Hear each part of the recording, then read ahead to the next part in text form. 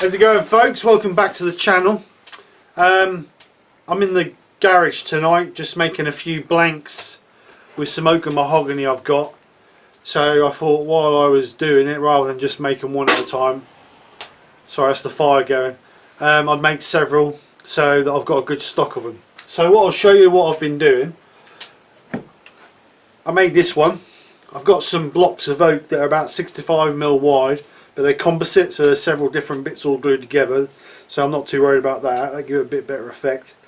And I've got some mahogany. So what I've done is I've put the mahogany through the thickness of plane and brought it down to about 25mm, and then I've cut some strips. So I've done this one roughly about 180 by 180 with one strip of mahogany in it.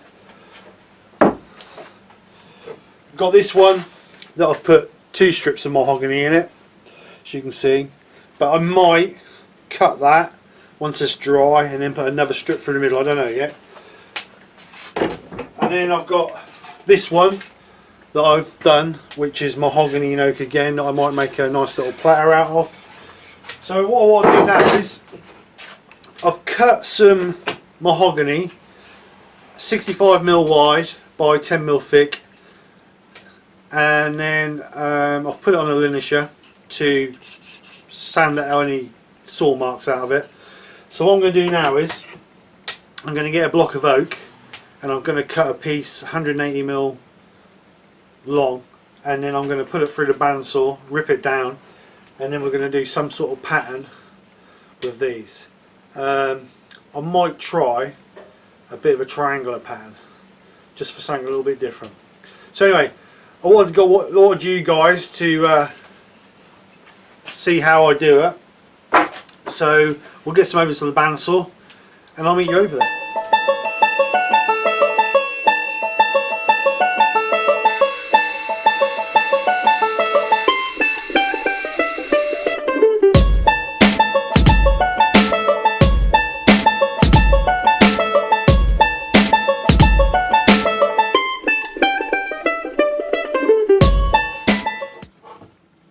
Right, there you go, guys.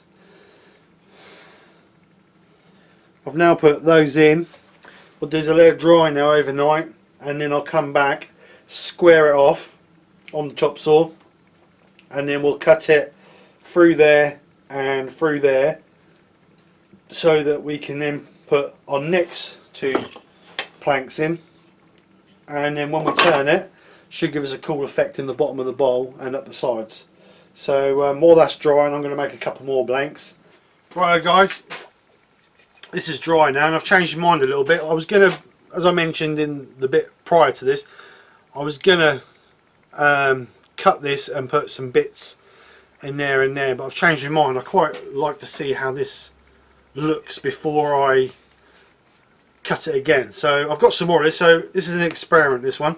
So I'm going to turn this and we will see how it comes out. So I'll get this on the lathe and we'll see whether it wins or fails. No, I think that'll be okay. So let's go over to the lathe.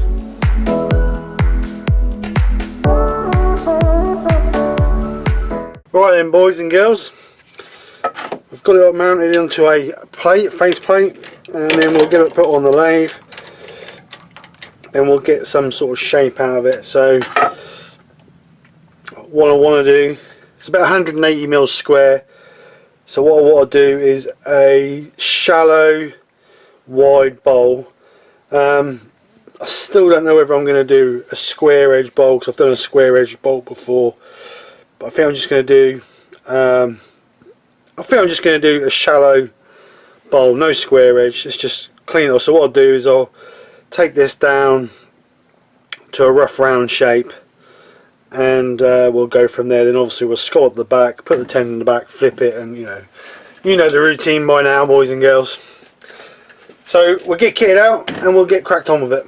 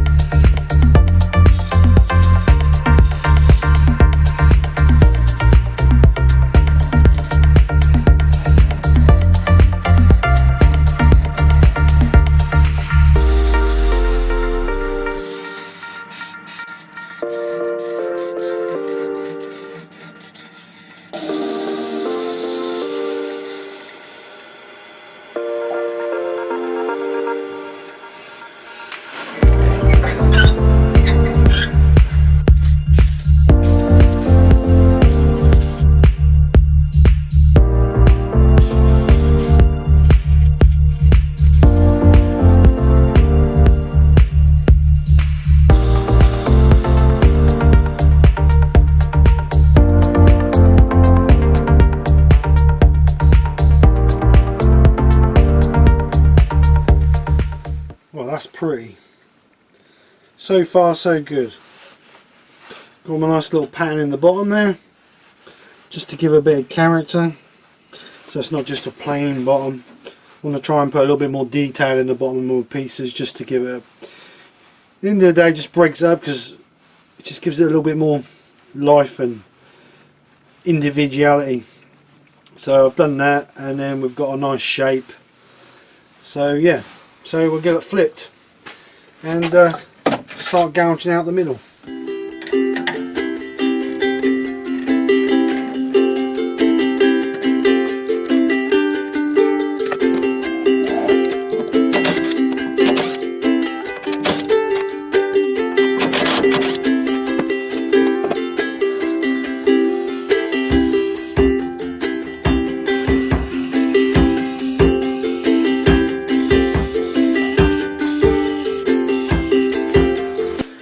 One thing I'm going to do, guys, I'm going to save some of these. As you can see, got the oak and mahogany in it, and I'm going to make a blanket out of those for a future project.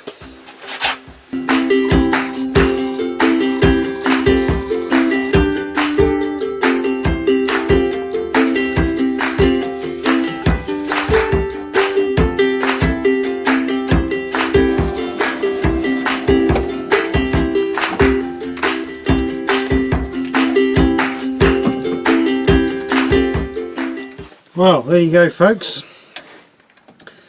A nice little oak and mahogany pot.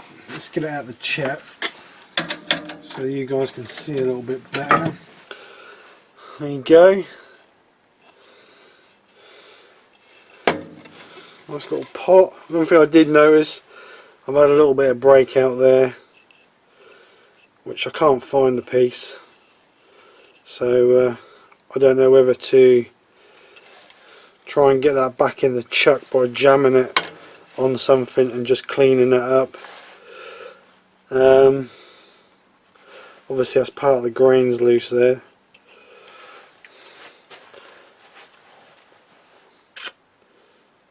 Yeah, I need to make something so I can jam it in the chuck and then wedge it with the tailstock so that I can just clean that up. I'll sort that out now.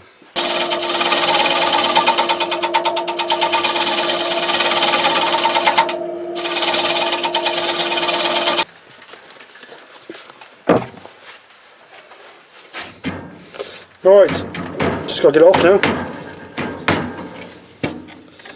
There you go. So there we go. All repaired on the bottom there. I've just turned that out. So that's done. All nice and smooth on the inside, all nice and shiny. Yeah, I like that. Let's get over the other side and have a little talk about it. There you go, folks. My mahogany and oak bowl. I've really enjoyed doing this. Other than my tinsel pot I made before Christmas, I haven't actually used, or I haven't actually made any multi-species blanks. So what I'll do is I will put my link up here for the tinsel pot I made at Christmas time. And if you get a chance, pop back and have a look, because I made a oak and mahogany checker plate base and a rim for the pot, and I made a resin blank with tinsel in it, so hence the word tinsel pot. So anyway, pop back and chat. But other than that, I've never made any multi-species blanks. So I bought some of this oak, which I think is, well, it's like composite, cause I don't know if you call it composite, but there's 3 pieces of oak. Obviously, have been made. I think they might have been old beams that they put in these shops and all that, because they're about 180mm wide by just under 4 inches thick.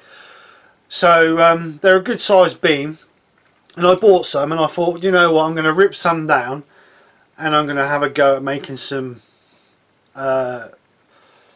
blanks with wood inlay into them. So that was my idea, and like you see me at the beginning of the video making the blank. I've made several other blanks as well, and I've got ideas to make a few different ones. so you guys will see those in due course. So no, I'm really happy how that's pleased. I'm really pleased how that's turned out. We had that little bit of a problem on the bottom, partly my own fault, because I didn't want to cut a really deep tenon in the bowl, so I cut a shallow tenon, and then I think once I nipped it up in the chuck, I think I might have stressed the grain and just popped that little bit of grain out. But you know, things happen and we managed to overcome it. I made a jam plate for the chuck where I was managed to wedge it inside the bowl so we could just finish that, clean that up and finish that off. So I managed to recover that. So I'm a little bit cheesed because I really did like the pattern in the bottom I had, but yeah, you know, at least we managed to recover it and the bowl's not wasted. So we've sorted that problem out. I'm trying to, now I've got a bit more experience on the lathe and a bit more confidence, I'm now trying to put a bit of character into my work pieces, hence why I had all the pattern in the bottom. I've also tried to give the bowl a bit of a shape rather than just a, if you watch some of my previous videos, you'll see that a lot of my bowls are just straight edge, curved at the bottom, rounded at the top, plain and boring. But now I've got a little bit more experience, I want to try and bring a little bit more of a glamorous look to my work pieces. So that's why I've curved this a little bit better. I've got a little bit of a step for the base on the, or for the foot on the bottom, and then what I did is I brought it up and over on the lip, and if you can see there, I put a little bit of a recess in the top just to give it a little bit of a, not a classier look, but something a little bit different. So it just gives it its